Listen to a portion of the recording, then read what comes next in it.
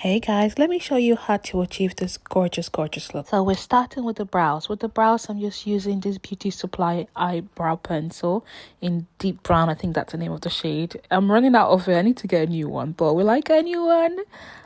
If I remember, I'll get a new one soon because I really love the color. It's really dark. I'm going for a deep dark bushy brows today. I'm just using my concealer. This concealer is the MUA concealer. It is in shade 186 and I love how it's so cool. It's not really warm and I want that cool under eye look underneath the brows. Just get your concealer brush, blend that in, just blend that all over the lid so it serves as a eyeshadow base as well. I want to make sure that there's not creasing when you're blending, because once there is creasing when you put your eyeshadow on, that crease will still show. I'm using my One Size Cup Trio palette. It's just a bronzer trio palette. I'm just using it in shade deep. I'm going to layer that on my lid from brightest to darkest, so the brightest being closer to the brow bone and the darkest being on the lid. Just layering the shade on from lightest to darkest. This eyeshadow is the quickest and easiest eyeshadow tutorial ever. You can literally use one brush. You just have to apply the same shade at the same time. So I'm applying the medium shade now, just, closer to the crease, and then just going back and forth, blending that out. And then the darkest shade right on the lid to give me that dark, smoky, chocolatey eye look. And I think this is the perfect fall look. So it doesn't matter if you have dry skin, oily skin, whatever type of skin you have, combination skin, you still need to moisturize. So I went in to moisturize with my Kiehl's moisturizer.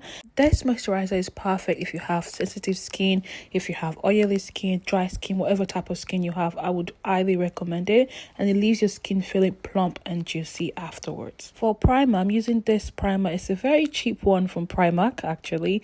It just gives me a sticky feeling. It's like the Hydro Grip primer dupe. It's not really a dupe because it's not the same grade of stickiness, but it just works. If you want to use whatever type of primer you'd like, this is the one I'm choosing to use today. Now the base is all set. It's time for foundation. I'm using the foundation from Too Faced in the shade Spiced Rum. This foundation is a bit too orangey for me, but I just love the warmth that it gives my skin. Just go ahead, spread that all over my skin, just a little dot. You can apply this to the back of your hand if you want to, so it like warms up the product before you apply it on, or you can do what I'm doing right now.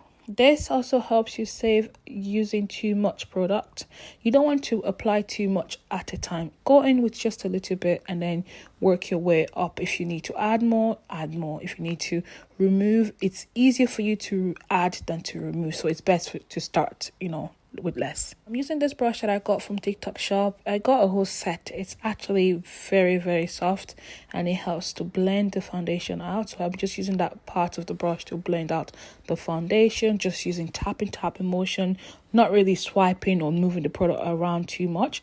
For concealer, I'm using my Too Faced concealer as well in shade Warm Sand. I'm just applying that to the areas where I would normally conceal. Nothing crazy at this step. So you have to adapt where you put your concealer to the shape of your face and how you want your face to look at the end of the day. For contour and bronzer, I'm using my Made by Mitchell Curve Case palette in Deep, and I'm using these two shades. I think it's the Chocolate Charm and Shade and Snatch. I think that's the name of the two shades that I love using, and honestly it gives me that warmth and that definition that I want. I found that using a smaller brush really makes the product stay where you want it to stay. So you don't want to over blend or put it too much up or too down. So the smaller brush gives you more control in blending the contour and bronzer to your skin. Make sure you take your time. You don't want to rush this part. Take your time in blending because if you want to rush it, it's not going to come out looking the way you want it, okay? Just take your time. This is a good time to also start to define your nose, not contour, because regardless of how much you contour the nose, if you smile or when you smile, the nose will spread. So you just want a bit of definition there to give you the bridge of your nose a bit of definition. Not like you're trying to carve a new nose. That's not going to be possible. Only plastic surgery can do that. We don't want none of that. The blush, this blush is amazing. It's so pigmented that a little goes a long way. Even though there's not such thing as too much blush, you don't want to go too crazy with the blush at this point, okay? Using this concealer brush to actually blend my blush. I don't know why, but it just comes out so nice for me. I'm using the powder puff to blend the concealers. Since I started doing this, I found that it's way more smoother than using the brush. To be fair, it's if I have time, I'll use a brush. Otherwise, I'll just use the powder puff. In this case, I use the powder puff, and I make sure I blend out the edges with my foundation brush just to make sure, you know, there's no harsh line and everything looks seamless, because that's what we want. We want to have makeup on, but we don't want it to look like we've got makeup on. Does that make sense? Yeah. Now you have to take your time again with blending. Make sure you're blending, and also while you're blending, you're placing the product strategically where you want it to go. You don't want to over blend, so that way it's like concealer everywhere, or you don't want to underblend where there's like still like patchiness underneath your eyes. So just take your time, blend that, contour the nose as you normally would. As you can see, I'm not really doing too much with the nose, just, you know, the natural bridge of my nose, the natural shape of my nose. I'm just following that shape. So once I've blended that out, I just use the other part of my powder puff to blend where the blush meets the concealer, so that way everything is just seamless and there's no like a harsh line or anything. You can see the blush when I first placed it on was a lot, but now you can see it's toned down a lot. It's not looking like, you know, higgy haga. Time to set the under eye. I'm using a different powder puff, not the same one I was using before, to set. Now I'm just pressing the powder into my under eye. The first step is to just set. We're going to slightly bake after, but we want to set first so the product does not move.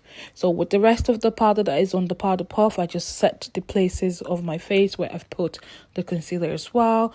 Now it's about to go down. I'm about to bake a bit more. I'm baking only on the under eye, mainly because that's the area I want to be sharp, to be brighter than the rest of my face, because I like that bright under eye makeup look. So guys, this is a perfect time to stop, like this video, comment down below, and also let me know what you'd like to see next.